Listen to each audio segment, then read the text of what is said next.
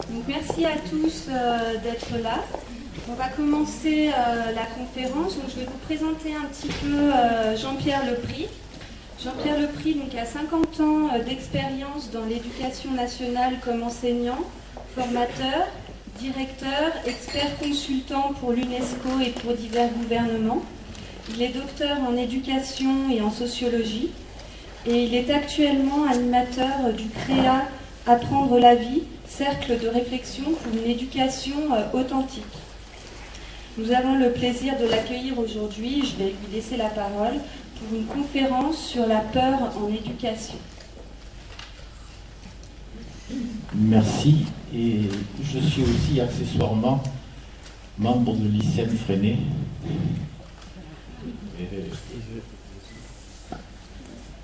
Et une des premières choses que je voudrais dire, c'est vraiment remercier le groupe d'école moderne de l'Ain et de Saône-et-Loire de m'avoir invité. C'est très courageux de leur part.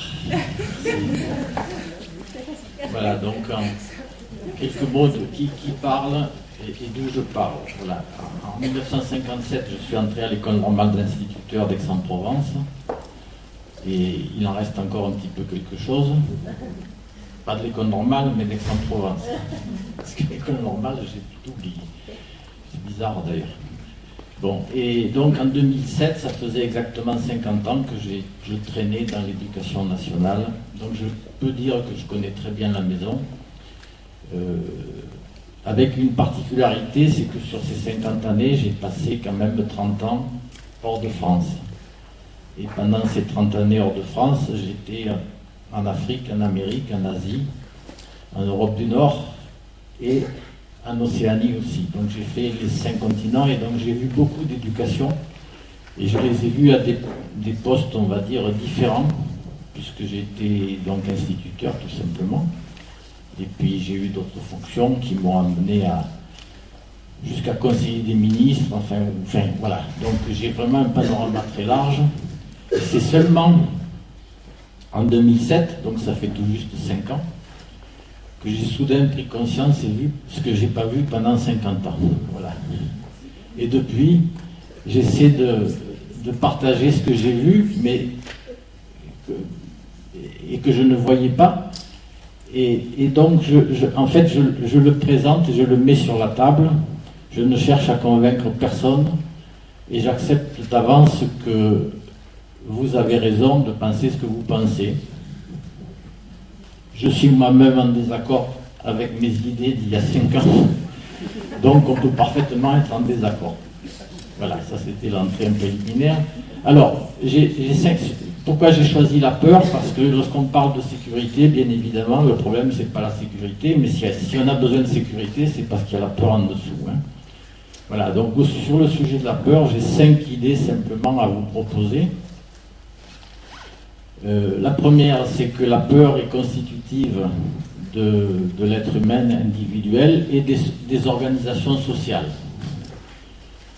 La deuxième idée, c'est que, je commence à avoir un trou là, la deuxième idée, la peur est un mécanisme très simple. La troisième idée, c'est que, en fait, bien que constitutive et qu'on la trouve partout, la peur est apprise et que je peux parfaitement vivre sans peur et même à la limite vivre mieux, on y reviendra. La quatrième idée, c'est que l'éducation recourt à la peur, l'éducation nationale aussi, enfin à tous les niveaux, parce qu'on va voir que la peur c'est quelque chose qui justement se transmet. Et la cinquième idée, c'est que l'éducation est peur. Il n'y a pas d'éducation sans peur parce que c'est constitutif de l'éducation elle-même, quelle qu'elle soit. Voilà donc les 5 idées que je vais légèrement développer devant vous, avec encore une fois l'objectif simplement de les présenter. Et après, chacun prend ce qu'il prend. Hein. Et encore une fois, on n'est pas obligé d'être d'accord. Voilà. J'ai prévu un petit film de 2 minutes, mais qui est extrêmement dense. Et donc peut-être qu'on le reverra après, un petit peu après avoir échangé là-dessus. qui reprend certaines de ces idées-là. Si vous voulez le revoir, le lien est indiqué là dans ce document.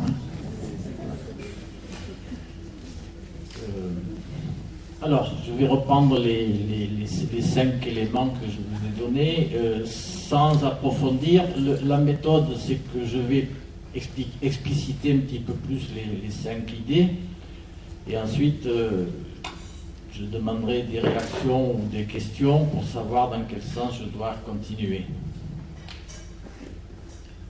Donc, la première idée, la peur est constitutive de l'individu et des sociétés,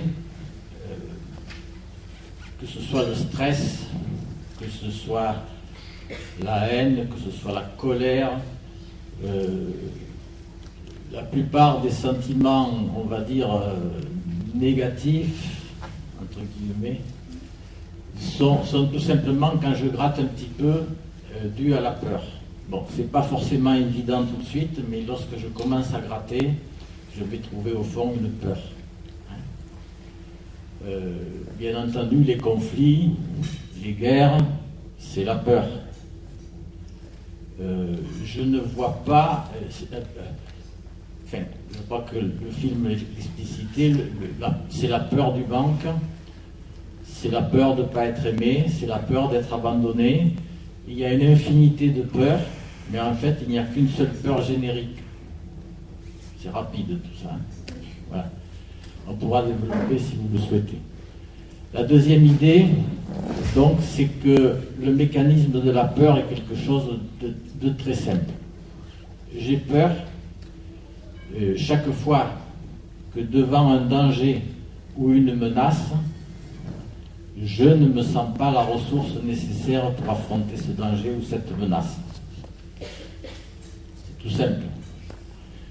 Que la menace soit réelle ou qu'elle soit imaginaire, que je n'ai effectivement pas la ressource ou que j'imagine que je n'ai pas la ressource, il suffit simplement que ces 2 conditions soient remplies pour que j'ai peur. C'est élémentaire.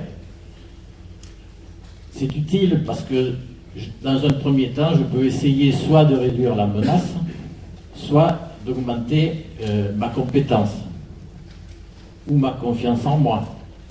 C'est-à-dire me mettre en situation d'affronter cette menace ou ce danger, ce que je vois comme un danger.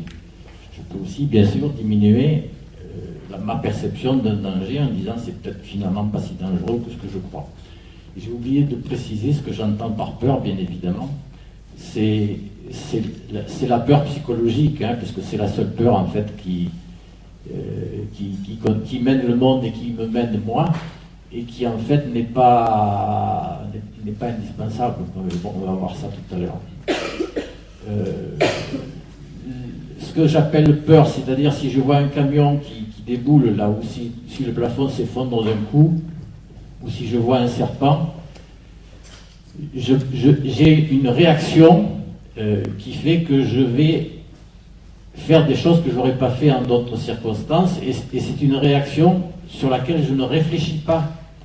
C'est-à-dire que en fait c'est une réaction instinctive de survie, parce que fort heureusement nous avons heureusement l'instinct de survie, et qui nous fait prendre la bonne disposition avant même d'avoir réfléchi. La peur ne vient qu'après, lorsque je commence à élaborer, à réfléchir, et je me dis, tiens, là, je l'ai échappé belle, mon Dieu, voilà, j'aurais pu perdre un bras, j'aurais pu perdre la vie, j'aurais pu perdre, etc. Donc, en fait, la peur, c'est une construction entièrement psychologique, et c'est de celle-là que je parle. L'autre, je ne l'appelle pas peur, hein, c'est simplement une réaction instinctive de survie.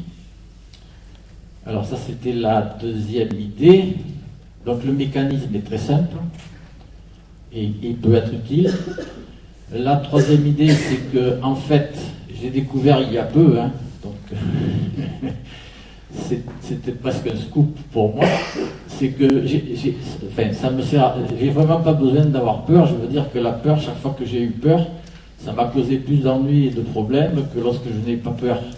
C'est-à-dire que quelle que soit la situation, ou quel que soit le danger que j'affronte, je suis dans de meilleures conditions pour y faire face ou pour le traiter lorsque je suis sans peur que lorsque je suis dans la peur.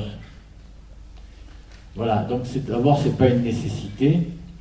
Et ensuite, donc on peut parfaitement vivre sans peur, mais ça, on ne me l'a jamais dit, je viens juste de le découvrir il y a peu.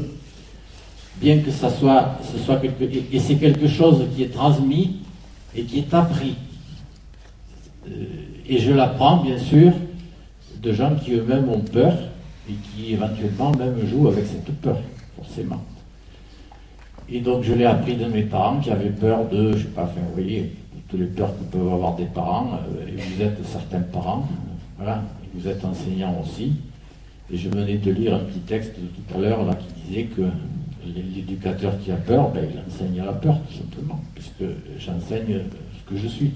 Si je la cache, j'enseigne que j'ai une peur qu'il faut cacher, mais elle est là. Et donc c'est quelque chose que nous nous transmettons depuis des siècles, peut-être même des millénaires, mais qui finalement n'est pas nécessaire. Voilà. Et le jour où j'ai découvert que je n'avais pas besoin d'avoir peur, ben ça m'a rendu un grand service, je témoigne. Voilà. Donc la quatrième idée, c'est que l'éducation est recours à la peur. Si je fais une rétrospective sur mes années d'élève, je me rends compte que j'ai tremblé très souvent de ne pas avoir la bonne note, de ne pas faire plaisir à ma maman. Enfin, peu importe, c'est infini, hein, de rater mon examen. Voilà. Et puis après, dans ma carrière, ben, c'est pareil, de ne pas plaire à l'inspecteur, de ne pas avoir ci, enfin, etc. Je veux dire, la terreur est utilisée comme un moyen d'éducation. Et la note elle-même, la notation, qui est une récompense, enfin, ou une sanction en tout cas, positive ou négative, qui est une sanction qui est extérieure à l'acte d'apprendre, qui est un plaisir en soi, m'installe un peu dans la crainte au moins d'avoir une bonne note tout simplement et d'être conforme, parce que c'est ça en fait l'objectif de l'éducation, hein, c'est d'être conforme à un modèle. Voilà, donc l'éducation, je ne sais pas s'il faut développer davantage, enfin vous me direz, mais l'éducation utilise la peur, et pas que l'éducation bien évidemment, mais l'éducation me formate à avoir peur, et bien entendu, c'est bien béni pour les publicitaires, les politiques, enfin tous les dominants, puisque c'est un des ressorts des organisations sociales en fait, qui sont des organisations du type domination-soumission. Voilà. La cinquième et dernière idée que je voulais partager avec vous aujourd'hui, c'est que la peur est en fait, indépendamment de ce recours à la peur est finalement quelque chose d'intrinsèque à l'éducation elle-même. Quand je parle d'éducation, j'ai souvent un peu de mal pour expliquer ça, mais il y a toujours deux personnes, sinon il n'y a pas éducation. Et ces deux personnes, il y en a un qui a un statut et un autre statut. Bon, déjà que voir qu'il y a deux personnes, c'est pas évident. Mais il n'y a pas d'éducation s'il n'y a pas deux personnes. Et ensuite, ces deux personnes, il y a un éducateur et un éduqué. Et les statuts ne sont pas équivalents, même si je prétends que, etc. C'est pas équivalent, à aucun moment. Et le rapport qu'il existe, ce rapport asymétrique entre un éducateur et un éduqué, c'est un rapport de domination-soumission. C'est un peu brutal, excusez-moi, mais j'ai pas trouvé d'autres mots plus gentils pour le dire. Qui va me conformer et me formater. Alors ce qui va changer, ce qui va évoluer, bien sûr, c'est la manière dont j'établis ce rapport.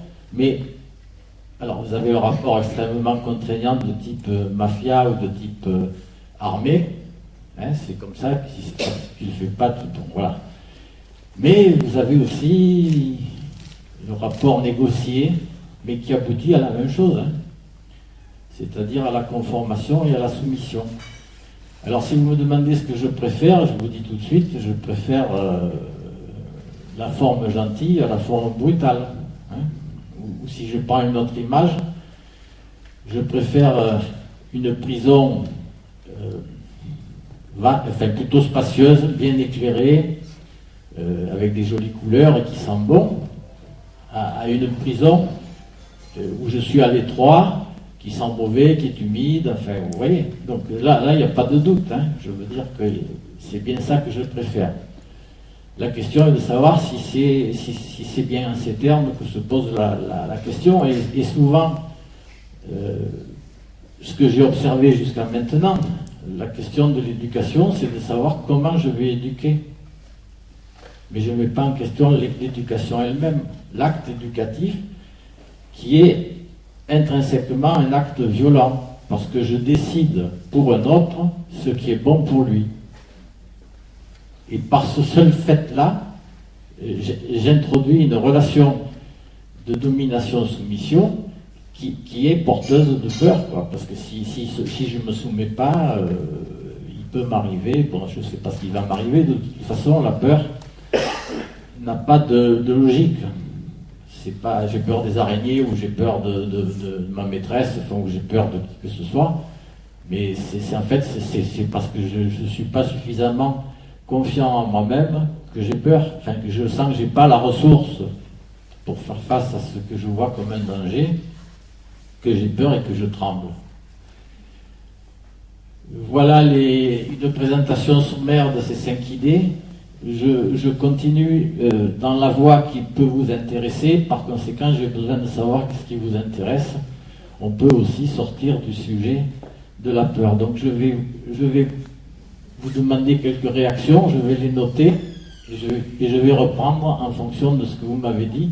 C'est pas encore un débat, hein, ce stade-là, c'est simplement pour savoir qu'est-ce que ça vous fait ce que j'ai dit, voilà, et qu'est-ce que vous voudriez savoir un peu plus.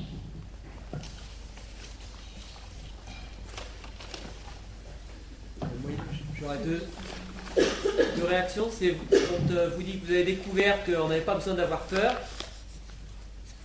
Oui, quand vous avez découvert qu'on n'avait pas besoin d'avoir peur, est-ce que de réaliser ça, ça fait qu'on a moins peur?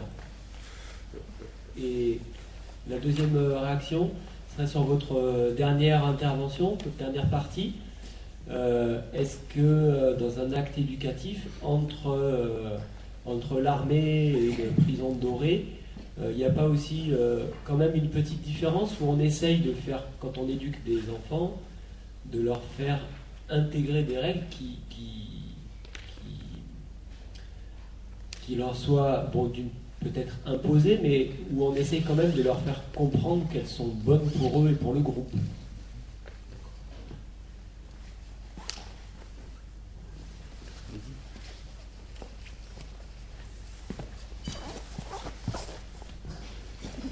Oui, moi je voulais vous demander est-ce que c'est possible, à votre avis,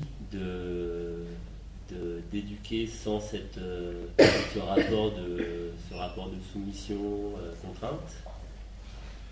Parce que moi là, comme ça me paraît un peu difficile. Et si oui, comment?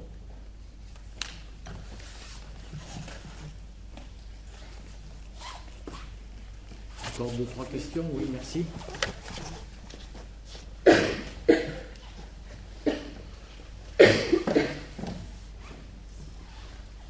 J'aimerais bien savoir en quoi la peur elle peut être omniprésente chez l'individu. Oui, je ne comprends pas la question.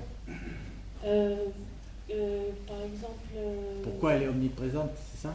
Voilà. Tu nous dis avoir eu peur et pourtant tu as eu un parcours scolaire brillant. Il est possible donc d'apprendre avec la peur. Et puis à un moment tu nous as dit que tu t'es libéré depuis 4-5 ans de la peur, que ça t'avait apporté quelque chose, donc j'aimerais que tu détailles, qu'est-ce que ça t'a apporté, qu'est-ce qui t'empêchait le fait d'avoir peur avant. Comment c'est arrivé? Encore une? J'ai une question juste par rapport à par exemple, je vais partir d'une citation de Freud qui dit que la peur est un désir froissé. Et voilà, effectivement, comment finalement la peur peut être aussi peut-être quelque chose, un ami, si si, comme le disait le film, on entre dans cette peur. C'est bon. Attendez, gardez les questions pour après, s'il vous plaît, parce que sinon... La dernière, oui. Vous dites bien qu'on a peur quand on ne se sent pas à la hauteur, donc je pense qu'il y a aussi bien l'axe de l'estime de soi renforcée, ça me paraît primordial. Ok. Après, on refait un tour. Hein. Bon, je pars de la fin. Dans ce cas-là, vous savez, il n'y a que deux manières en fait de résoudre un problème. La première, c'est de chercher une solution. Et quand je cherche une solution, en revanche, là, je peux en trouver 10. Mais ça sera 10 solutions différentes, mais l'idée, c'est de chercher une solution à ce problème. La deuxième manière de résoudre le problème, c'est simplement de le dissoudre. C'est-à-dire, il n'y a pas de problème. Donc, s'il n'y a pas de problème, je n'ai pas à le résoudre. Et malheureusement, c'est la situation de la peur ici, mais c'est aussi la situation de tous les problèmes. Le problème, il n'est pas devant moi, je suis une partie du problème et je suis le créateur du problème. Hein. Parce que lorsque je m'endors, parce que c'est vrai que lorsque j'ai un problème, j'ai du mal à m'endormir, mais imaginons que je m'endorme, une fois que je suis endormi, où il est le problème? Il n'y en a plus. Et quand je me réveille, bien sûr, je rallume et le problème il est là. Jusqu'à ce qu'une solution apparaisse, et donc effectivement ce problème, ce qui était un problème dans ma vie, qui m'a empoisonné la vie pendant je ne sais pas combien d'années, c'est fini, ça m'empoisonne tout, parce que simplement... Donc l'idée c'est que chaque fois que je vais essayer de résoudre un problème, en fait je le fais exister. Hein. Donc ça répond en partie aussi à la question. Donc je peux me mettre sur le versant de résoudre le problème. Si je veux résoudre le problème, effectivement, si j'augmente l'estime de moi, ou enfin de soi, c'est un élément. Mais l'autre élément aussi, c'est de réduire la menace. Hein, je m'en suis expliqué tout à l'heure, c'est un mécanisme. Si je ne me sens pas menacé, ou si j'ai une menace qui... Je me sens faire face à cette menace, il n'y a pas de peur. La peur n'intervient que lorsque je me sens en situation. Donc je peux effectivement augmenter l'estime de soi, mais parfois je peux augmenter l'estime de soi, mais si le danger est tellement grand que je me sens pas de l'affronter. Hein. Donc c'est bien, je peux jouer sur les deux. Voilà, ça c'était pour... Alors, la peur est un désir froissé, bien sûr, à toute peur correspond un désir. Ne serait-ce que le désir de ne pas avoir peur. Donc, c'est le même mécanisme, de tout ce que j'ai dit sur la peur, je pourrais le dire sur le désir, grosso modo, parce que c'est la même construction. Alors, je comprends bien que beaucoup de psychologues, et je les ai lus aussi, estiment que c'est structurant. Hein, et c'est pour ça d'ailleurs qu'on a des contes horribles pour éduquer des enfants, pour qu'ils respectent la loi, enfin ils apprennent, enfin on fait là. Ça je le reçois en naissant. Ça je le reçois en naissant. Donc je nais dans un monde qui est comme ça. Donc il n'est pas étonnant que je me mette à parler la langue du milieu dans lequel je nais et que j'adopte les raisonnements et les structures du milieu dans lequel je nais. Je veux dire, c'est même une question de survie, sinon je ne survis pas. Donc je vais prendre cette structure et à mon tour je vais me construire là-dessus. La question que je pose, et en plus ça dure depuis, on va dire, des millénaires, puisque apparemment on a des traces que même les hommes préhistoriques avaient des peurs. Voilà. Mais est-ce que pour autant, parce que ça existe depuis des milliers d'années, est-ce que c'est nécessairement quelque chose, une fatalité, quelque chose d'automatique, quelque chose de systématique? Et que serait un monde sans peur?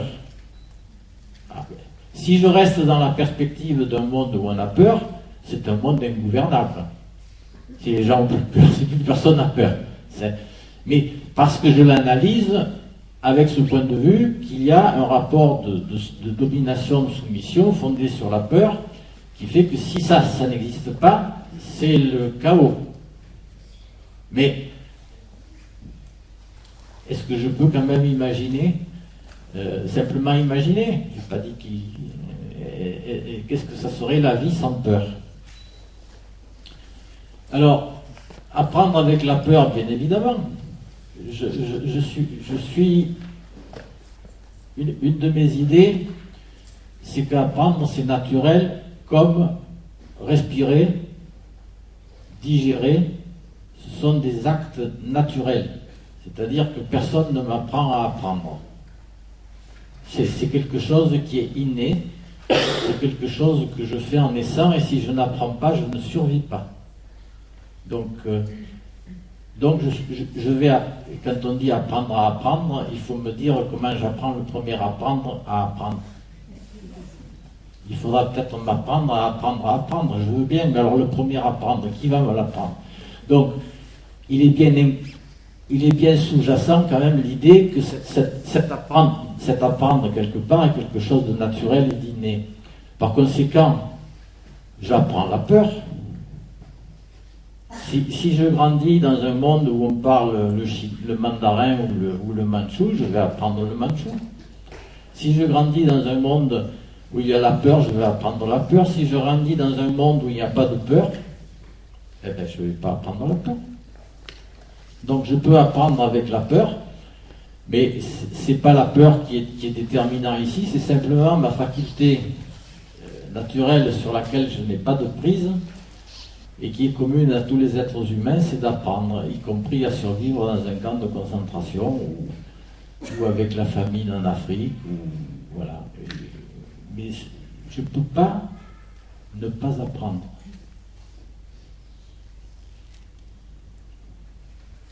Alors pourquoi la peur est omniprésente? Ça, j'en sais fiche rien. Mais en tout cas, c'est une constatation que nos sociétés sont construites sur le modèle de la peur. En tout cas, je vois bien à qui ça profite, ça c'est sûr. Je le vois très clairement. Encore que pas toujours, parce que c'est bien caché, notamment avec sous prétexte de la loi. Mais les plus grands, dominances, enfin, je sais plus qui disait que la loi c'est le vol légal, hein. C'est quelque chose de cet ordre-là. Donc, je pense que c'est une structuration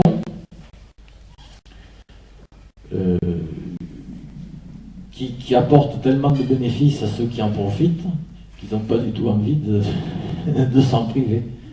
C'est ma seule explication pourquoi la peur est omniprésente. Mais en tout cas, je l'observe, oui. Elle est omniprésente. Alors, est-ce que je peux avoir, une fois que j'ai vu ça, est-ce que je peux avoir moins peur? Je pense que ce n'est pas une question de degré. Peut-être moins souvent peur à la rigueur, mais en fait, c'est où j'ai peur ou j'ai pas peur, quoi. C'est binaire. Une fois que j'ai pris conscience que la peur, ça ne m'apporte plus de tourments que de bénéfices, enfin, et que je peux parfaitement m'en passer, et qu'au contraire, c'est plus intéressant, ben, je crois que ça devient une évidence toute seule j'ai plus peur, quoi. C'est pas une nécessité, sinon c'est que j'ai pas bien compris. Alors, si vous voulez, après, on va peut-être discuter comment on s'en sort. Alors maintenant sur l'éducation, est-ce qu'on peut éduquer sans rapport de domination? Ma réponse est non, sinon c'est plus de l'éducation. L'éducation, comme son nom l'indique, c'est l'action d'éduquer.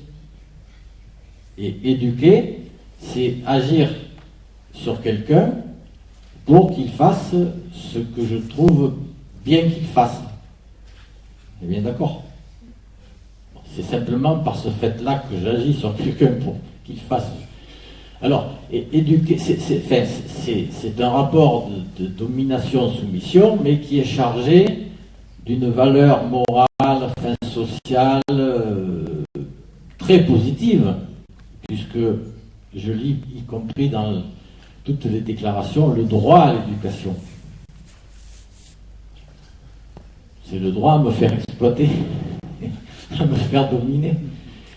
Donc je pense que non, il n'existe pas, il ne peut pas exister une éducation, parce que dès lors qu'il y a une éducation, je peux en revanche me raconter toutes les histoires, et puis je m'en suis raconté pendant 50 ans, donc je connais très bien la question, que moi je les éduque à l'autonomie, je les éduque, alors, vous voyez, déjà l'expression éduquer à l'autonomie. Tu vas être autonome parce que je vais te demander d'être autonome, mais tu vas te conformer au modèle d'autonomie que j'ai décidé pour toi. Hein?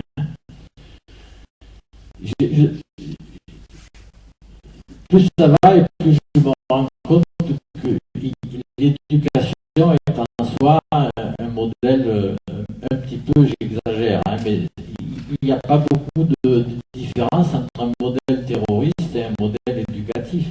Je veux dire sur la structure, entendons-nous bien, pas sur les valeurs, ni sur les finalités. On est bien d'accord.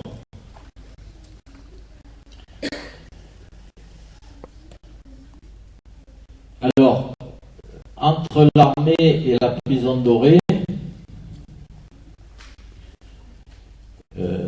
est-ce qu'il n'y a pas des intermédiaires? Moi, encore une fois, je répète, parce que je sais que c'est difficile à entendre avec tout ce que je dis, je préfère la prison dorée à la prison coercitive, enfin, qui sent mauvais, etc. Hein. On est bien d'accord là. Ceci dit, ce n'est pas ma question. Ma question, c'est est-ce que je peux sortir de ça? Donc, que effectivement, il y ait des prisons, il y a une palette de prisons de mieux en mieux ou de pire en pire, enfin, je suis tout à fait... Oui, mais c'est pas ça la question, c'est parce que est-ce qu'il y a une vie en dehors de la prison? C'est ça la question. Et donc, dans un schéma éducatif, à partir du moment où il est éducatif, il y a l'action généralement d'un adulte ou même d'un formateur. Si c'est un formateur informé, c'est terrible, former quelqu'un. Lui donner une forme. C'est encore plus clair que éduquer. Parce qu'éduquer, ça ne se voit pas trop, surtout qu'on a été habitué à nous dire que c'était très bien d'éduquer, mais évidemment... Ça me fait penser à une réflexion d'Alain Accardo qui disait si un jour un gouvernement décidait de demander aux enseignants de créer un rapport de domination-soumission avec les élèves dans les classes, ça produirait un tollé considérable. Il lui suffit de dire faites bien votre travail. Parce que c'est le résultat. C'est dur, excusez-moi, je sais que c'est dur, parce que. Mais moi je ne l'ai pas vu pendant 50 ans, et j'ai été serviteur zélé de l'éducation. Et j'ai même été récompensé pour ça, parce que ça marche comme ça, bien sûr. Et dès qu'il y en a un qui sort un petit peu de ça, on voit bien toutes les difficultés qu'il a. Hein. Bon. Donc c'est bien. Enfin, c'est une parenthèse, hein, mais je la fais quand même. Les deux plus gros budgets de l'État français, c'est l'armée et la police, et l'éducation nationale. Pourquoi ? C'est-à-dire, si tu ne le fais pas de ton plein gré, si tu ne fais pas de ton plein gré ce que je veux que tu fasses, tu vas le faire par la contrainte. Pardon. Voilà. Est-ce que j'ai épuisé? Alors, il y a une question sur le comment. Mais je crois que là, vraiment, il est très bien ce petit film parce qu'il dit tout vraiment en très peu de mots et encore moins de mots que moi. Bien évidemment, dès que je vais me mettre à combattre la peur, je la fais exister. Hein, excusez-moi, mais le thème là de la réunion, c'est faire de l'école un système sécurisant. Ça sous-entend qu'il n'est pas sécure. Et donc, chaque fois que je vais combattre la peur, je me crée l'adversaire. Je le fais exister en tant qu'adversaire. Donc, enfin, je me semble, si je veux, alors je peux y arriver, parce qu'effectivement, c'est des solutions préconisées par nos gouvernants. La tolérance zéro. On va terroriser les terroristes. Hein, on va faire peur à ceux qui nous font peur. Mais ça ne fait qu'alimenter la peur. Et c'est bien pour ça qu'on prend cette solution. Puisque toutes les solutions qu'on cherche en général quand on a peur, c'est de se protéger. Alors par des portes blindées, des systèmes d'alarme, des gardes de sécurité, enfin des assurances, enfin toutes sortes de choses. Mais en fait je m'emprisonne moi-même à l'intérieur de ces dispositifs, que ce soit des dispositifs physiques ou des dispositifs. C'est-à-dire que la peur n'est pas liée au sentiment d'insécurité. Il y a un petit livre, un petit livre pas si petit que ça quand même, de Laurent Micheli, qui est l'invention de la violence, et qui distingue effectivement les éléments objectifs de sécurité, du sentiment d'insécurité et de l'expérience que j'ai fait moi-même de la violence. Et c'est pas lié. Il se trouve que des personnes qui n'ont jamais été agressées se sentent en insécurité. Ça veut dire que le sentiment d'insécurité, c'est la peur, n'est en aucun cas lié, et même personnellement, j'ai envie de dire, il est inversement proportionnel aux mesures de protection que je vais faire, parce que plus je vais me protéger, plus je vais me défendre de cette peur, et plus je vais la faire exister. Et plus ma réaction va être, importante, et plus elle va prendre de l'importance, puisque c'est moi qui la crée, c'est moi qui la génère. C'est moi qui crée la peur qui est en moi. Je suis le seul responsable de ma peur. Donc, si je la combats, si j'essaie de la traiter, de la raisonner, l'apostrophe à raisonner aussi, et la raisonner, la conduire à la raison, je ne vais pas la faire disparaître. Voilà. Alors, je ne sais pas comment j'ai fait, excusez-moi, mais j'ai oublié, mais je crois que je sais comment. Ça me revient. C'est simplement quand j'ai peur, c'est que je suis attaché à un modèle. Ou un idéal, ou un idéal de moi, même de moi. Hein. Je suis comme ça. Et donc, vraiment, si je ne suis pas comme ça, ou si les choses ne sont pas comme elles devraient être, ou si je ne suis pas comme je voudrais être, oh là là là là. Voilà. Et là, c'est là la peur. Voilà. Et dès que j'arrive, je ne dis pas que j'ai pas à avoir d'idéal de moi, ou d'idéal tout court, je dis simplement mon degré d'attachement. C'est-à-dire, si j'en fais une question de vie ou de mort, je suis foutu. Je suis mort.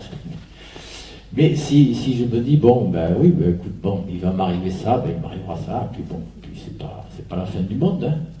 Enfin, pour moi. Enfin, sauf si j'en fais moi la fin du monde. Mais c'est moi qui décide, en fait, d'en faire la fin du monde. Et c'est pour ça que je suis terrorisé. C'est parce que pour moi, c'est la fin du monde, y compris de perdre la vie. La peur de la mort, c'est aussi une peur qui est entièrement culturelle, donc apprise. J'ai aucune raison d'avoir peur de la mort, et en fait, comme beaucoup l'ont dit avant moi, la peur de la mort, c'est la peur de vivre, tout simplement. Parce que si je vis la vie telle qu'elle est, la vie s'alimente de mort. La vie inclut la mort. Hein. L'opposé de la mort, c'est pas la vie, c'est la naissance. Et la mort est une partie de la vie.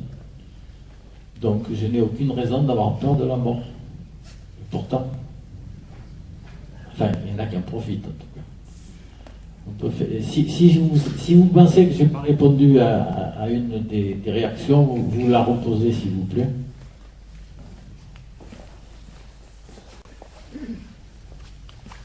n'ai pas de question, c'est juste une petite pointe d'humour, hein, le mien.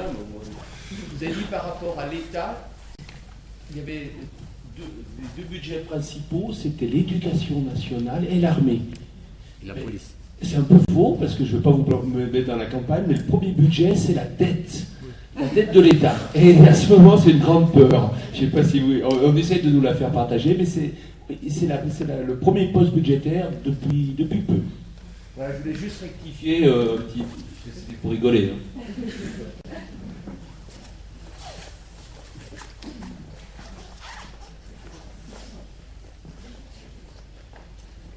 Dans tous vos voyages, est-ce que vous avez vu un système d'éducation sans soumission et domination ?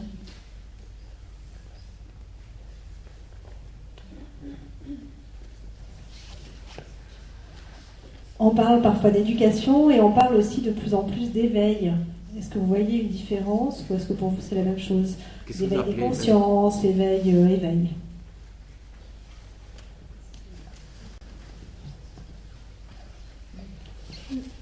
Alors moi aussi je voulais un petit rappel parce que finalement je ne suis pas sûre d'être bien claire là-dessus, sur le fait d'instruire et d'éduquer, donc rappeler finalement la différence. Et puis aussi, vous avez dit que vous aviez vu pas mal de continents, et donc j'imagine que la peur est chez tous, mais est-ce qu'elle se montre de la même façon? Est-ce que j'ai pas le sentiment que toutes les sociétés montrent la même peur?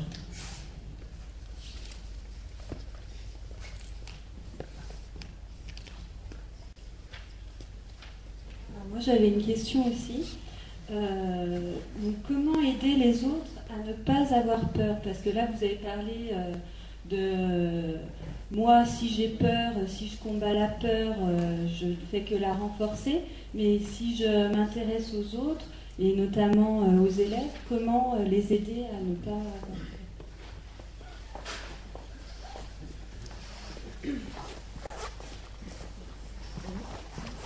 Merci de ces questions que je trouve vraiment très belles.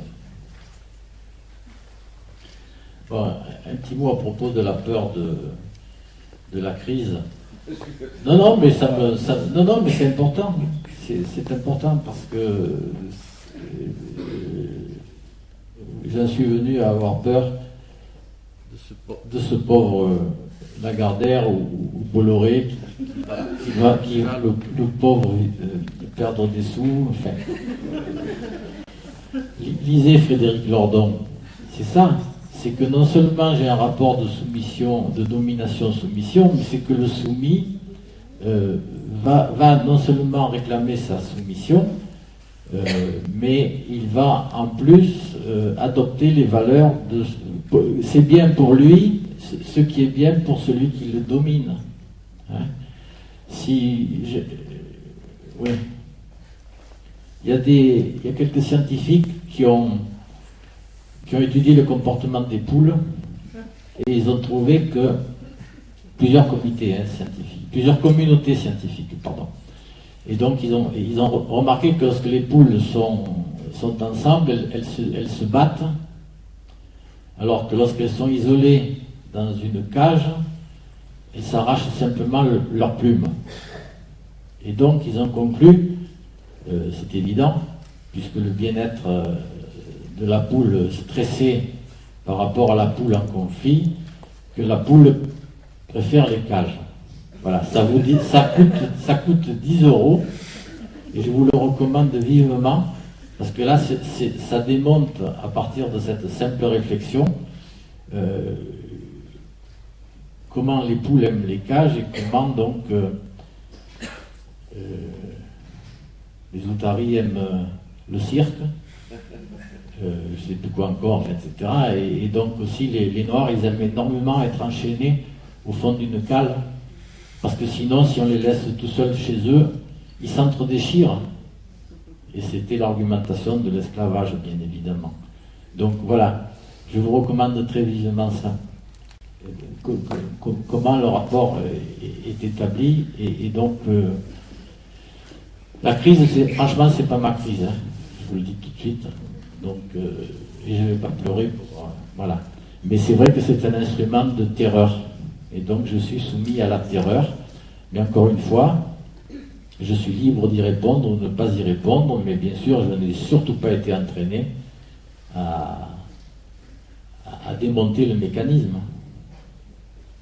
Puisque la réussite dans le système scolaire, ceux qui avancent le plus loin dans le système scolaire, et j'en suis un pur exemple, voilà, donc c'est ceux qui se sont le plus et le mieux conformés à ce modèle.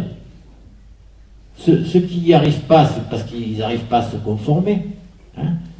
Donc, et c'est ceux-là, bien sûr, qui sont chargés ensuite de former les autres. C'est simplement la réflexion de Stirner, qui disait qu'on leur a bien rogné les ailes, et comme ils ont fait la preuve qu'on leur a bien rogné les ailes, on peut leur confier maintenant le travail de rogner les ailes aux enfants qu'on leur confie. Il était brutal.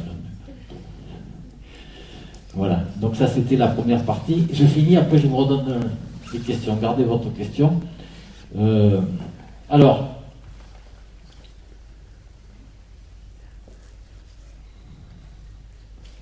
la différence entre instruire et éduquer, il n'y a pas de différence de mon point de vue sur l'idée que je suis en train d'exposer ici. Hein, parce que lorsque j'instruis quelqu'un, c'est le gavage des oies. Bon, sauf que c'est pas des oies et que c'est pas les mêmes choses. Voilà. Mais je veux qu'il apprenne ceci, je veux qu'il apprenne cela. Voilà. Donc je veux pour lui. Enfin, chaque fois que je veux pour lui, c'est du même modèle. Par conséquent, ça répond en même temps à l'autre question. Là, est-ce qu'il y a un système d'éducation sans soumission de soumission? Ça ne peut pas exister puisque c'est constitutif, c'est l'essence même de l'éducation.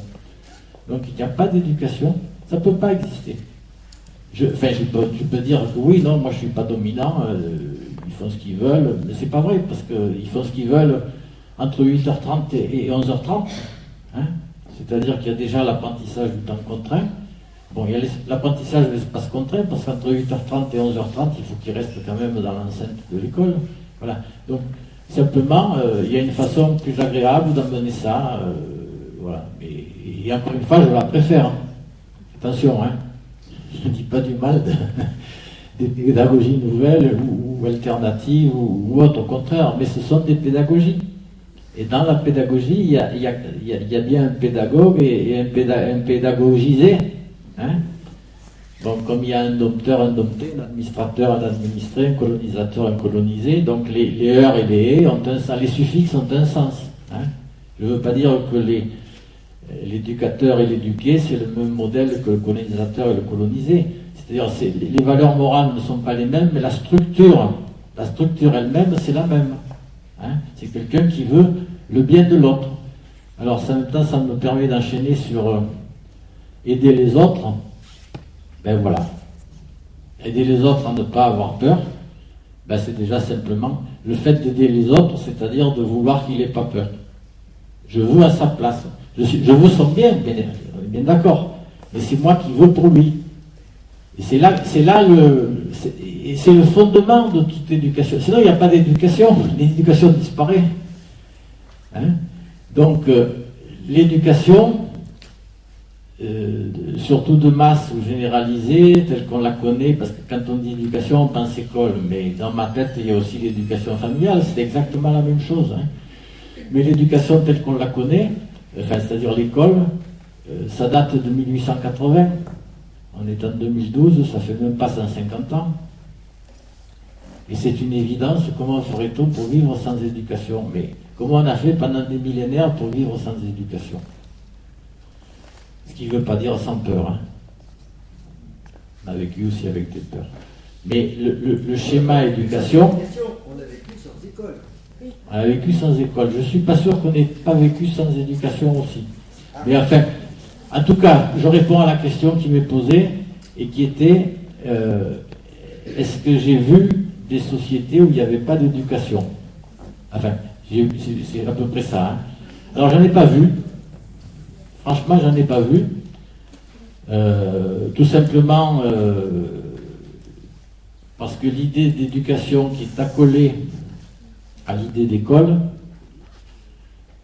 l'école, en tout cas l'éducation c'est un acte volontaire de quelqu'un sur un autre. Voilà.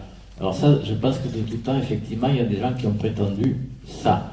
Mais pas avec la systématisation qu'on connaît depuis 1880 et pas avec cette massification et cette intensité.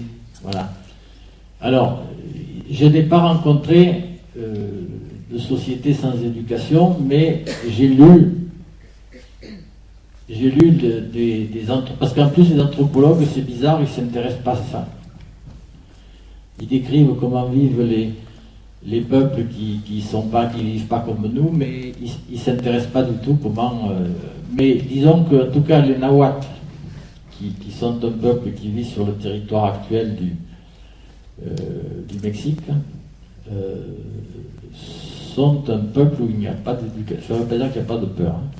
Mais, enfin, je ne sais rien en fait, parce qu'il n'en parle pas, mais il n'y a pas d'éducation, c'est-à-dire d'action d'un adulte ou de qui que ce soit sur un autre pour lui expliquer comment il doit procéder. Il n'y a pas de transmission? Alors, attendez, transmission, il y a beaucoup à dire sur la transmission. Bon. Donc, il n'y a pas un acte intentionnel sur quelqu'un pour qu'il fasse ce que... simplement, ça se fait en vivant. En vivant dans la société où ils sont. Donc, il n'y a pas de jouets en plastique ou de jeux pour apprendre ceci ou apprendre cela ou apprendre à se socialiser ou apprendre... Enfin, tout ce qu'on apprend à travers l'éducation, ils apprennent simplement directement. La seule différence, c'est que au lieu de faire... il n'y a pas de simulation. C'est-à-dire, si on utilise un outil ou un couteau, on utilise le couteau, on utilise l'outil. On n'utilise pas des trucs en plastique qui ne coupent pas. Enfin, vous voyez. Bon. Il n'y a pas une organisation d'une classe de ceux qui savent sur ceux qui ne savent pas encore. Voilà. Parce que ça, c'est le schéma de l'éducation. Donc, la seule intervention éducative qui a été observée par l'anthropologue qui raconte ça, c'est seulement vers l'âge de 12-13 ans, pas avant, ou parfois c'est pas systématique, il y a quelqu'un qui dit aux jeunes, regarde bien, observe, c'est tout. C'est ça l'éducation, voilà. Ça répond, j'espère, à votre question. Parce qu'effectivement, tout le monde n'a pas. Je peux vous raconter l'expérience là que vous trouverez aussi dans la dernière lettre du CREA et qui est en ligne également, du trou dans le mur. Ça se passe en Inde. On a installé un ordinateur et un pavé tactile, enfin un clavier, derrière un mur simplement pour pas qu'il l'emporte, et puis c'est tout. Puis il est connecté sur Internet, bien sûr. Et puis on s'en va. Et on laisse l'ordinateur. Au bout de 24 heures, il y a déjà des gosses qui ont appris. Et puis bon, au bout de 2 ou 3 mois, ça y est, ils ont appris tout seuls à manipuler un ordinateur. Ils ont appris l'anglais, qui n'est pas leur langue. Et ils ont appris... Parce qu'apprendre, il n'y a que moi qui peux apprendre. Et réfléchissons un instant, c'est pas moi qui le dis.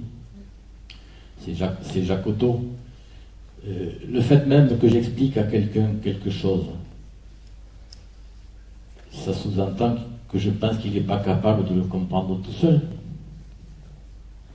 Donc déjà dans l'explication, il y a quelque chose en dessous qui fait une inégalité là aussi. Hein? Et j'ai appris quand même beaucoup de choses qui ne m'ont pas été expliquées. Et là, ce qui fait la différence quand même, c'est que lorsque j'ai besoin et que je n'arrive pas à résoudre mon problème, je vais demander à quelqu'un, il m'explique, et alors là j'ai compris. Là. Hein? Si j'explique comment on va de la Poste à la gare de Lyon, enfin, à Paris, la première à droite, deuxième à gauche, etc., c'est très difficile à se souvenir. Si je sors de la Poste et que j'ai un train à prendre, et que je demande à quelqu'un, je m'en souviens tout de suite. Hein. Donc, en fait, le rapport est inversé. Hein. Je ne dis pas qu'il n'y a pas de maître ou qu'il n'y a pas de gens qui savent plus que moi, surtout pas. Je dis simplement que c'est moi qui apprends. Personne ne peut apprendre dans ma classe. Et j'apprends bien évidemment des autres. Je suis tout seul à apprendre parce que personne ne peut apprendre de moi. Mais j'apprends de ce qui m'entoure. Donc si jamais un jour j'avais une velléité, une intention éducative, c'est pas sur celui qui apprend que je dois le faire. C'est sur ce qui entoure celui qui apprend. Donc, comment je peux aider les autres à ne pas avoir peur, c'est en n'ayant pas peur moi-même. Si j'ai pas peur, je vais enseigner au sens premier du terme. Enseigner, c'est montrer. Hein. Je vais enseigner quelqu'un qui n'a pas peur. Et donc, ils vont grandir dans un milieu où il y a des gens qui n'ont pas peur. C'est la seule façon que je peux faire pour... Si j'avais la prétention d'aider quelqu'un, c'est surtout de m'occuper de moi. Et par le fait même que je m'occupe de moi, je vais modifier forcément l'environnement de celui qui apprend. J'ai peut-être... Alors, la question sur l'éveil et l'éducation, je ne sais pas ce que c'est l'éveil, mais si ça peut remplacer... Si ça doit remplacer l'éducation, c'est pas ce que je suis en train d'expliquer. Hein. Je pense que le fondement, c'est que apprendre, c'est naturel. Voilà. Et que, ensuite, les activités que je construis sur cet acte naturel peuvent empêcher l'apprendre. C'est Confucius qui disait lorsque le maître enseigne, l'élève n'apprend pas. Ça se comprend. Si j'écoute, je ne peux pas réfléchir pendant que j'écoute. Si j'écoute, je ne peux pas faire hein, pendant que j'écoute. Voilà. Ensuite, si je fais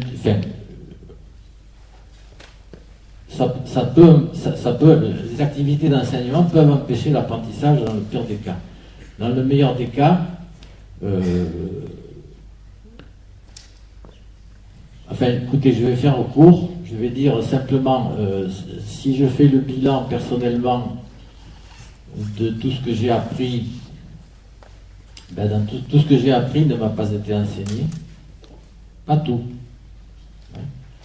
Et ce que j'ai appris dans ce qui m'a été enseigné, c'est parce que moi, je l'ai appris. C'est pas parce qu'il m'a été enseigné, c'est moi qui l'ai appris. C'est parce que ça avait du sens pour moi à ce moment-là et je l'ai appris. Et inversement, tout ce qui m'a été enseigné, alors là, on est loin du compte. Je l'ai sûrement pas appris, ça. Il y a même très peu de tout ce qui m'a été enseigné que j'ai appris, si je fais le bilan. Hein. Voilà, donc quand je fais le bilan de ce que j'ai appris de 15 ou 17 ans d'école, ce que j'ai appris à l'école, pas à côté, et ce que l'école était supposée m'apprendre, écoutez, ça valait pas 17 ans, hein, ni 15 ans de ma vie, franchement. Est-ce qu'il y a des manifestations différentes de la peur? Oui, oui. La peur se manifeste sous des formes différentes et je peux avoir peur encore une fois, des araignées, de mon patron, de je sais pas quoi, de l'orage, pas de limite. Et les manifestations de la peur, c'est je tremble et je suis paralysé, et donc j'ai trois possibilités. La première, c'est la fuite, et c'est celle qui est recommandée la majeure partie du temps, parce que lorsque je ne me sens pas d'affronter, vous peut-être mieux fuir. Je vous recommande l'éloge de la fuite de Henri Laborie. C'est la fuite, l'agression. C'est pour ça qu'on a tous ces conflits. Hein, c'est-à-dire, je me défends, hein, j'attaque. Et là, c'est pas forcément mieux non plus, parce que plus j'attaque, plus ça monte. Hein. Et la troisième solution, c'est l'abandon, c'est-à-dire je me laisse bouffer, je me laisse faire, je m'abandonne. Voilà. Donc j'ai trois possibilités. Alors, oui, il y a 1000 façons de répondre, enfin il y a 3 façons en tout cas de répondre à la peur. Et selon les pays, on réagit différemment. Enfin, on essaie. En tout cas, ce qui varie, c'est comment je conjure la peur. Enfin, comment je pense que je vais conjurer la peur. Mais je n'enlève pas le sentiment d'insécurité. Hein, je peux brûler des cierges, ou je peux égorger une poule, ou je peux construire des murs de 6 mètres de haut. Enfin, c'est infini, les manifestations de la peur et du sentiment d'insécurité. Voilà. Si j'ai oublié quelque chose, redites-le moi.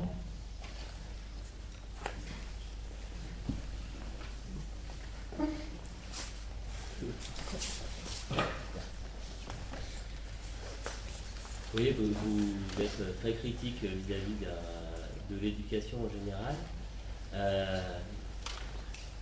Vous m'entendez pas? Oui. Je me demande quand même dans la société actuelle dans laquelle on vit, très consumériste, dominée par, je trouve, par les publicitaires, la télé. Les enfants qu'on voit un peu livrés à eux-mêmes, entre guillemets, et qui se prennent justement ces choses-là en pleine face, j'ai pas l'impression qu'ils s'en sortent mieux, qu'ils subissent une pression éducative, on va dire bienveillante, quoi. Et est-ce que vous pouvez nous éclairer un peu là-dessus?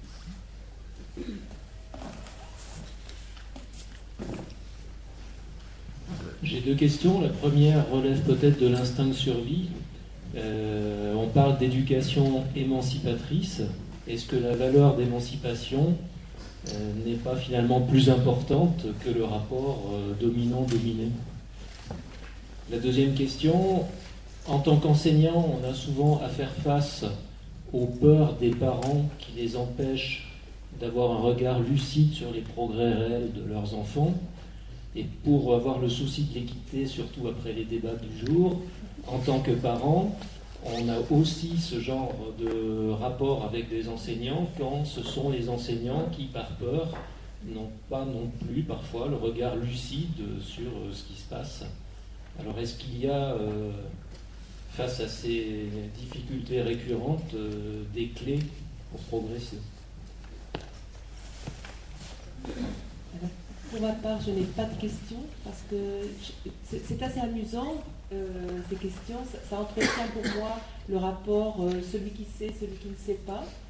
Je suis plutôt dans un... Enfin, j'aimerais vraiment avoir un échange, non seulement avec vous qui êtes devant moi, mais avec l'ensemble de chacun de vous dans vos expériences. Je ne sais pas si c'est l'objet de cette réunion, mais moi j'aimerais bien l'introduire. Alors vous avez parlé, vous étiez très conforme pendant toute votre enfance. Pour ma part, moi j'étais quelqu'un d'extrêmement rebelle, mais finalement ça se rejoint quelque part, puisque vous étiez le petit mouton, celui qui obéit, qui a peur. Et moi je croyais que je n'avais pas peur, puisque je me rebellais. Plus tard, quand j'étais plus grande, je manifestais, etc. Et finalement je me suis dit, bon, moi je suis le mouton noir, puisque vous êtes le mouton blanc. Mais finalement, on est dans une réaction binaire, c'est-à-dire, on est dans une réaction binaire, et dans cette réaction binaire crée la réalité de la peur dont vous avez parlé. Donc, pour moi, la solution de sortir de cette peur, et j'en suis sortie, c'est de dire, sortons de ce côté binaire. Aussi bien la réaction, je vois beaucoup de gens qui manifestent, etc., et qui croient, comme j'ai pu le croire longtemps, qu'en étant dans la réaction, on est dans le vrai. Et finalement, je me suis rendu compte que j'avais perdu beaucoup d'énergie pour rien. Et finalement, sortir de ce côté binaire et d'être dans la créativité et de s'aider soi, et surtout pas d'essayer d'aider les autres parce que c'est une illusion totale, c'est là, pour moi, que j'ai perdu la peur. Et voilà. J'aimerais bien avoir chacun de vos expériences. Pour moi, c'est ça la richesse de ce soir.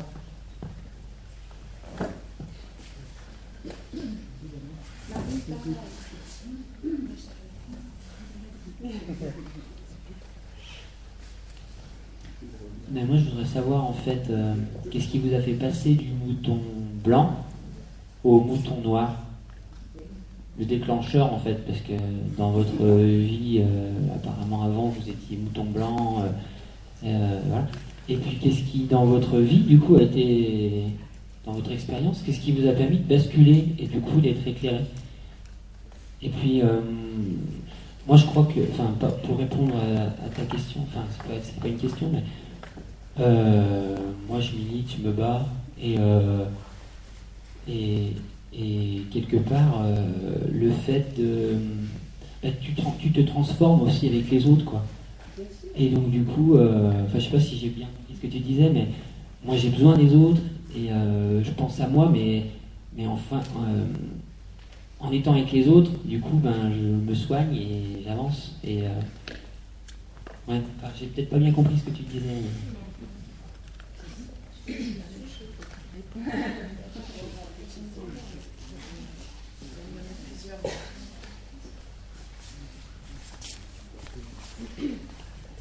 Bon, mon idée ce soir, c'est simplement de témoigner de mon expérience, voilà. Et je pense que c'était aussi l'objet de l'invitation qui m'a été faite. C'est tout ce que je fais. Et encore une fois, je ne cherche à convaincre personne ni à dire que ce que je dis, c'est la vérité et que j'ai raison. Encore une fois, je dis, il y a 5 ans, ça aurait été insupportable pour moi ce genre de propos. Voilà. Donc, je le mets sur la table. Si ça vous sert, c'est très bien. Si ça sert un petit bout, certes, c'est très bien aussi. Et si ça ne sert pas, c'est très bien aussi. C'est juste à disposition. Et chacun prend ce qu'il estime pouvoir prendre, devoir prendre. Enfin, voilà. Mais c'est pas une nouvelle chapelle, ni une nouvelle manière de voir les choses. Je comprends pas très bien l'histoire du mouton blanc et du mouton noir. Et je vais reprendre aussi la question de la contre-dépendance. La contre-dépendance et la réaction, donc, ce n'est jamais qu'une autre forme de la dépendance. Le fait de faire le contraire de ce qu'on me dit de faire, je me détermine toujours en fonction de ce qu'on m'a dit de faire. Voilà. Et donc, la question, c'est pas de... j'ai eu des discussions là avec les fameux désobéissants, enfin, on a pas mal... mais bon, j'ai pas eu gain de cause, bien sûr, parce que pour moi, désobéir, ça relève du même mécanisme qu'obéir. Hein. Parce que si je fais le contre-pied de ce qu'on me dit de faire, je me détermine encore en fonction de ce qu'un autre a dit, ce que je devais faire. Donc c'est le même mécanisme. À la limite de la résistance, c'est du même genre. Je résiste à quelque chose. Ce dont je parle, c'est tout autre chose. Hein. Je ne crache pas sur les résistants, je ne crache pas sur les désobéissants, je les défends même à l'occasion. Mon ami Bernard Collot également, entre autres. Mais c'est pas le propos, hein. C'est pas ça le propos. Le propos, c'est est-ce que je peux être autonome? Voilà. Et ça rejoint un petit peu aussi votre question, est-ce que je peux être autonome dans un monde où tout me pousse à surtout ne pas être autonome? Et l'autonomie, encore une fois, c'est simplement, je me gouverne moi-même, mais c'est pas l'indépendance, puisque l'indépendance, je suis, et j'enchaîne également avec les autres, je suis un être social, je ne peux pas me construire si je ne suis pas en relation. Donc la relation est vitale. Je ne peux pas vivre sans relation. Et j'apprends du milieu dans lequel je dois survivre. Si je nais au milieu des loups, j'ai l'enfant loup. Si je nais chez les papous, je deviens papou. J'apprends le papou, j'apprends tout ce qui me permet de survivre dans ce milieu-là. C'est pour ça, encore une fois, que les actions, si je veux aider quelqu'un, c'est pas en agissant sur lui. Donc c'est l'inverse de l'éducation. Parce que l'éducation, j'agis sur quelqu'un. Hein, pour son bien, on est bien d'accord. Mais c'est plutôt, j'agis sur moi, avec l'idée quand même que si moi je change quelque chose, je change dans le monde.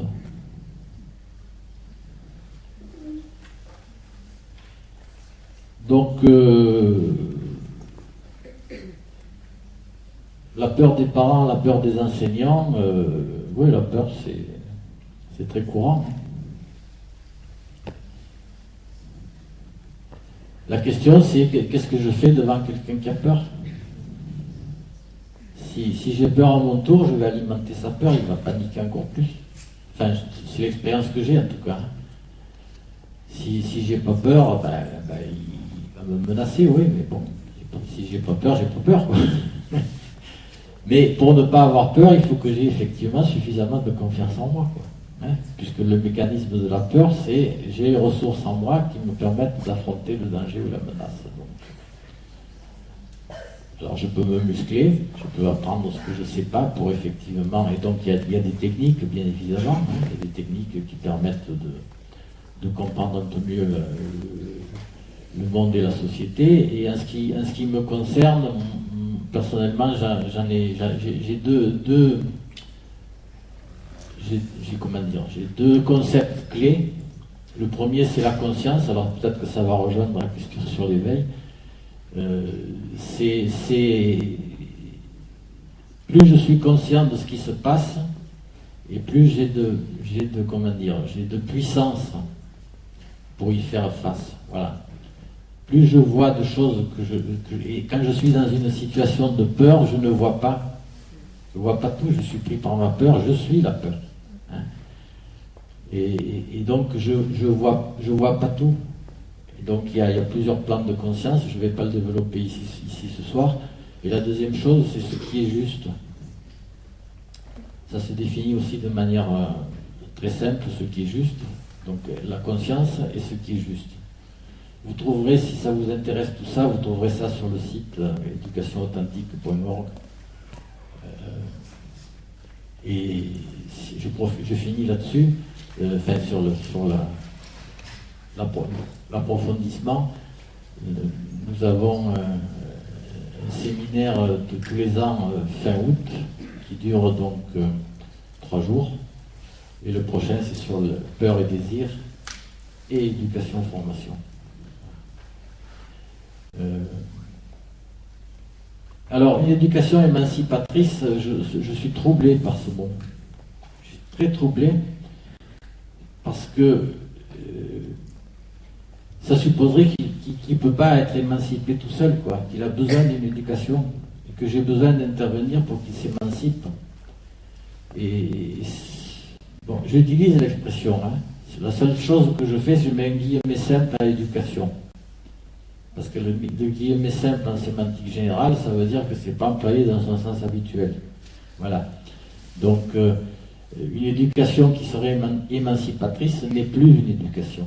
Voilà. C'est simplement, moi je suis émancipé, et je ne sais pas ce que ça veut dire émancipé, parce que déjà c'est une définition par rapport à une contrainte. Donc, en fait, je suis ce que je suis, tout simplement, et puis en étant ce que je suis, j'aide sans le vouloir, sans intention particulière, forcément, ceux qui m'entourent à être ce qu'ils sont. C'est la seule... c'est parce qu'effectivement j'apprends des autres, on est bien d'accord, vous l'avez souligné, mais que je milite ou pas, j'apprends toujours des autres. J'apprends là où je suis, voilà. Et donc, si c'est des gens qui combattent, j'apprends le combat. Si c'est des gens qui vivent en paix, en sérénité, tranquillité, j'apprends en sérénité, tranquillité. Si c'est des gens qui parlent le bantou, je vais apprendre le bantou. Enfin, c'est très simple. À partir du moment où j'ai compris qu'apprendre c'est naturel et que c'est inné, ça se fait tout seul et je vais apprendre, y compris les pires choses dont vous avez un petit peu évoqué. C'est-à-dire les marchands. C'est vrai qu'actuellement, notre histoire sociale passe par différentes étapes et jusqu'en 1880, on va dire que l'éducation s'exerçait au bénéfice de l'Église et du clergé. En 1880, un rapport de force a changé. Ça s'est exercé au bénéfice de ce qu'on appelle l'État ou des gouvernants de l'époque. Si vous regardez l'histoire, vous verrez que ça ne s'est pas fait simplement, ça s'est fait même avec des gendarmes. Et ça me fait penser à l'idée d'ailleurs de Martin Carnoy, qui a écrit un livre qui s'appelle Education as Cultural Imperialism. C'est-à-dire que l'éducation serait un impérialisme culturel intranational, ça c'est très clair pour la France.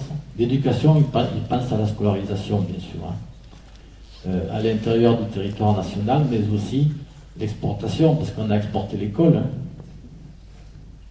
Et l'exportation de l'école s'est faite précisément, notamment, à la suite de Jules Ferry, qui était quand même un colonialiste avéré. Hein.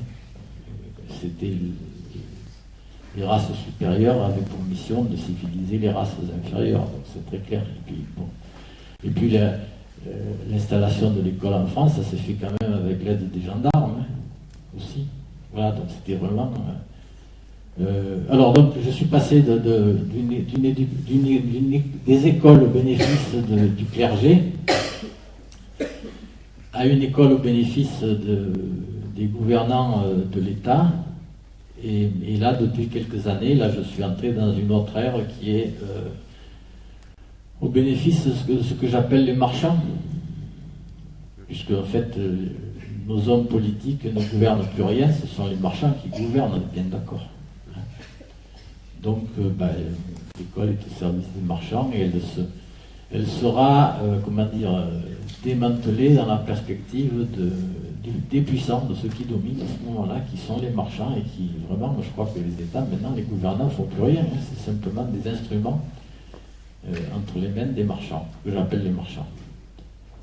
Alors, ça n'élude pas la question, qui est quand même une question, comment j'aide quelqu'un, mais je pense y avoir répondu depuis le début, hein, c'est surtout pas en agissant sur lui, en voulant qu'il n'ait pas peur ou en voulant qu'il soit autonome. Vous imaginez un petit peu l'injonction paradoxale, soit autonome, c'est terrible, et pourtant, que de fois je l'ai utilisé.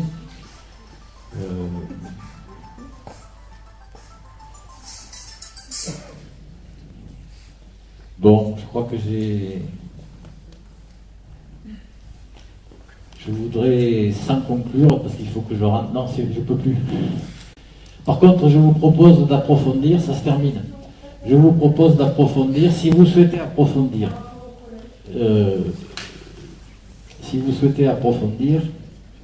on a une réunion le week-end prochain à Lyon. Vous avez des éléments d'information là-dessus. C'est le CREA, c'est-à-dire le Cercle de réflexion pour une éducation authentique. Est-ce que vous voulez bien au moins prendre un papier comme ça? Vous avez le site pour aller le voir. Attendez, je vous donne ça. Et c'est de l'autre côté. Voilà. Nous publions une lettre mensuelle. Et selon le principe du CREA, c'est qu'on propose, comme ce soir, des réflexions, et puis chacun prend ce qu'il veut. Et s'il ne veut pas les prendre, il ne les prend pas. Il n'y a pas à adhérer, il n'y a pas à être d'accord. Voilà, si vous voulez approfondir aussi, vous avez un DVD avec une dizaine de vidéos, mais si vous allez sur le site, vous verrez le lien, il y en a 23. Il n'y a pas celle-là, hein, parce que je n'ai pas obtenu l'autorisation. En fait, elle ne m'a pas encore répondu, mais donc elle n'est pas publique, mais vous la trouvez avec le lien qui est indiqué dans le document. Alors un peu plus soft maintenant. Un peu plus soft, je vous propose aussi ce DVD, c'est les 12 émissions de Philippe Mérieux sur 12 pédagogues, dont Freinet, Tolstoï, Jacques Otto, enfin voilà. Ces DVD là, c'est juste le prix coûtant, c'est 5 € comme participation aux frais. Si ça vous semble beaucoup, vous donnez ce que vous voulez. Voilà, et alors toujours dans le soft, pour vous montrer que je ne suis pas sectaire quand même, je vous propose aussi l'éloge de l'éducation lente, qui est un moyen d'entrer aussi dans cette réflexion à partir simplement de la question du temps. Hein. Dans la mesure où j'organise le temps de mon enfant à l'école ou justement dans son temps libre, je le dessaisis de sa compétence ou de sa faculté à gérer son propre temps. Hein. Et donc dès qu'effectivement il n'y a rien qui est organisé, je m'ennuie. Voilà. Hein. Voilà. Donc je vous recommande, parce que c'est le seul en plus livre en France, alors j'en parle aussi parce que je l'ai préfacé. et je l'ai co-traduit. Voilà. Mais c'est le seul sur le sujet en France, l'éducation lente. C'est 13,50, c'est pas moi qui fixe le prix, c'est l'édition, les éditions Chroniques Sociales. Je voudrais vous proposer quand même qu'on revoie peut-être le mystère Ramèche, et peut-être que ça sera un petit peu plus clair ce qu'il dit, parce qu'il a dit beaucoup en peu de mots. Est-ce qu'on peut passer le mystère Ramèche ?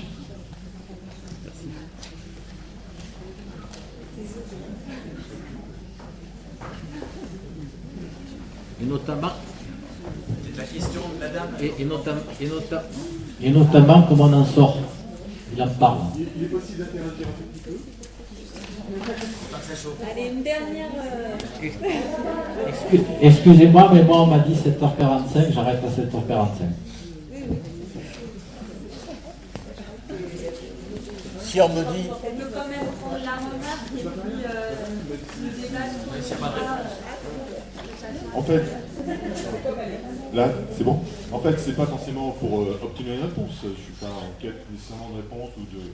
Il y a un débat, mais moi je voulais juste faire une petite réflexion. C'est que serait un monde sans peur?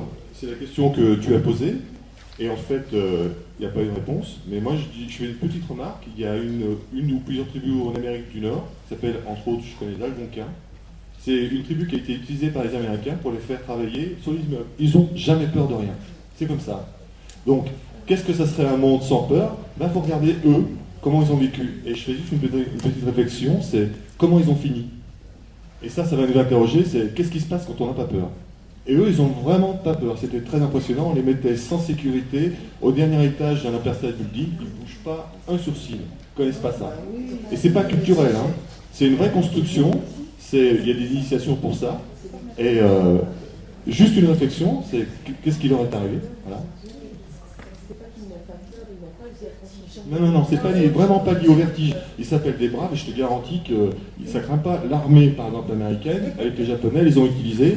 Les Japonais, ils n'ont rien compris. Hein. Pas peur, hein. Mais pas peur du tout. Hein. Donc,